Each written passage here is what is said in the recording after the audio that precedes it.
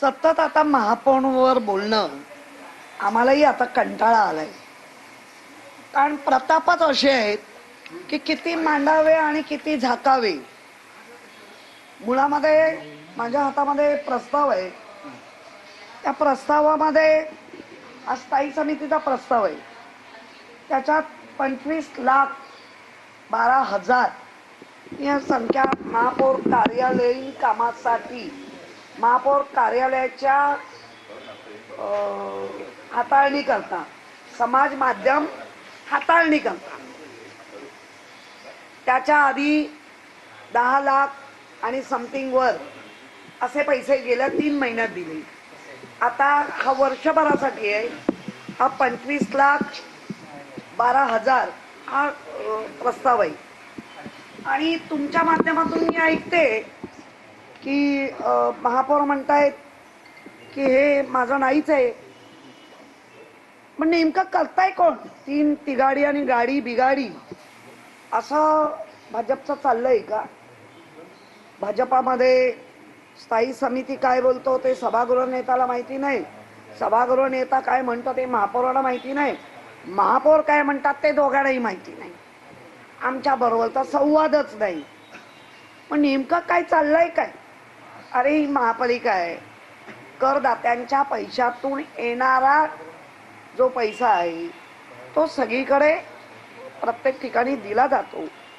परंतु महापौरांच्या प्रसिद्धीसाठी एका वर्षाला जर 45 लाख वापरले जाणार असतील तर प्रसिद्धी म्हणजे काय?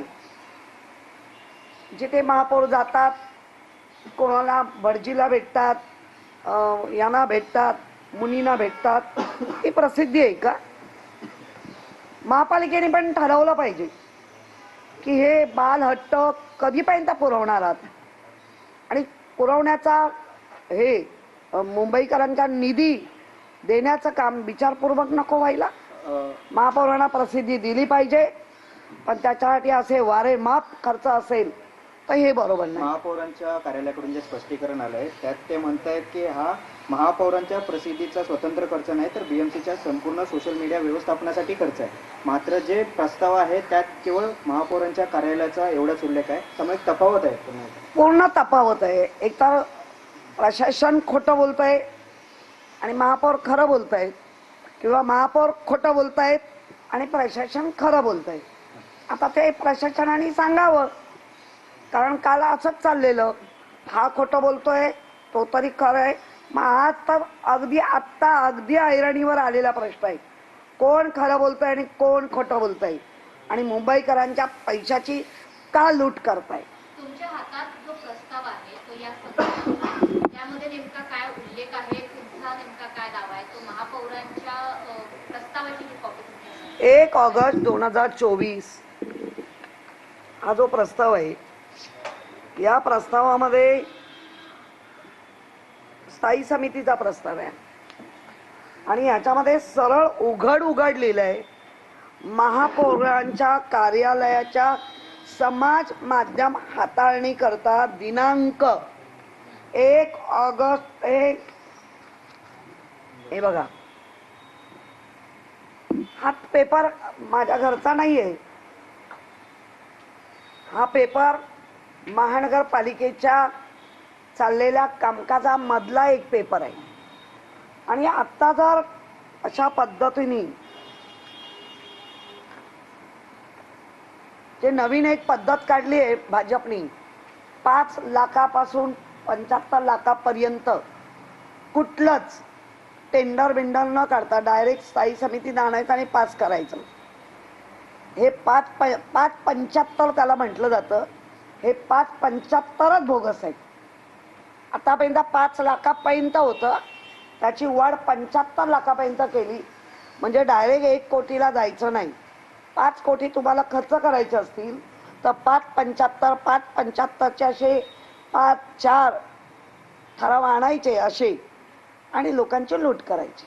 महापौरांची अशी कोणती प्रसिद्धी आहे की जी मुंबई महापालिकेचा जो जनसंपर्क विभाग आहे तो करू शकत नाही? त्याच्यासाठी वेगळी समाज माध्यमांची नियुक्ती केली जाते. तुम्ही देखील महापौर होता, तुमच्या काळात सुद्धा याच कंत्राटदाराकडून समाज माध्यमांवरती करता? नाही, खरं म्हणजे महापौरांपुरतंच मर्यादित असतं. आणि जे महापौरांच्या जे डिपार्टमेंट आहे प्रसिद्धीचं, खरं म्हणजे ह्या सगळ्यांना वेगवेगळ्या कामात गुंतवून फक्त रीलच्या माध्यमातून महापौरांना प्रसिद्धी होऊ दे. काय ह्यांना कशाला ठेवायचे मग? ह्यांचे पगार द्या.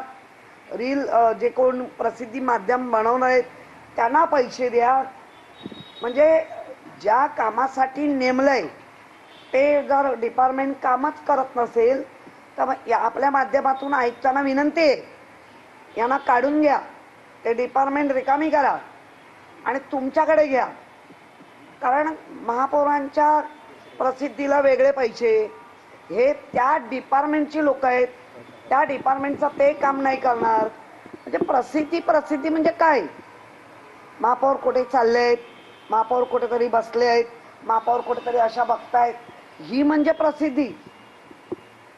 महापौर गावाला गेलेत, ठीक आहे, त्यांच्या आवडीनिवडी वेगळ्या असू शकतात आणि असल्या पाहिजे. परंतु हा आमचा PRO डिपार्टमेंट कसल्या प्रसिद्धी देत आहे? त्या प्रसिद्धीचं तुम्हाला कळतंय का? एक मुंबईचा मानाचं पद आहे महापौर, त्या महापौर पदाची विटंबना चालली आहे असं म्हणायला हरकत नाही. ताई, आपण बघितलं तर त्याच्या आधी देखील 50,000चे त्यांना सेपरेट PA हवे होते. त्यावेळी देखील असाच प्रस्ताव समोर आला आणि तो प्रस्ताव देखील नंतर काही झाला नाही कारण विरोधकांनी टीका केली.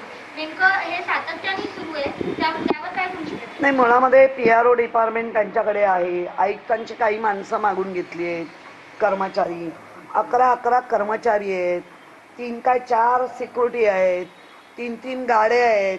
हा तामझाम असलाच पाहिजे. माझ्या वेळेला मी फॅमिली गाडी नाकारली होती, मला फॅमिली गाडी नव्हती.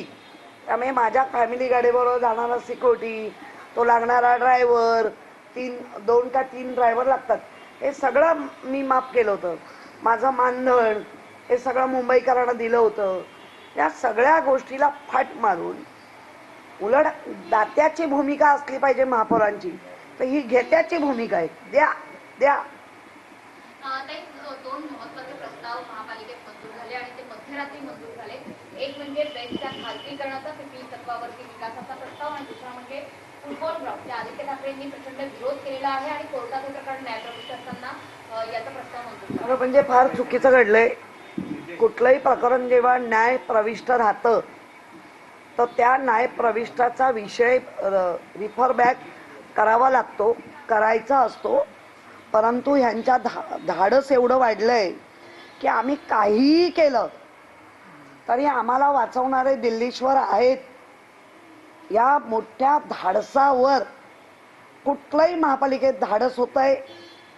मुळात माझा पण प्रश्न आहे, मुख्यमंत्री शिस्तबद्ध मुख्यमंत्री, त्यांना तरी हे आवडतंय का की त्यांचाही सपोर्ट आहे?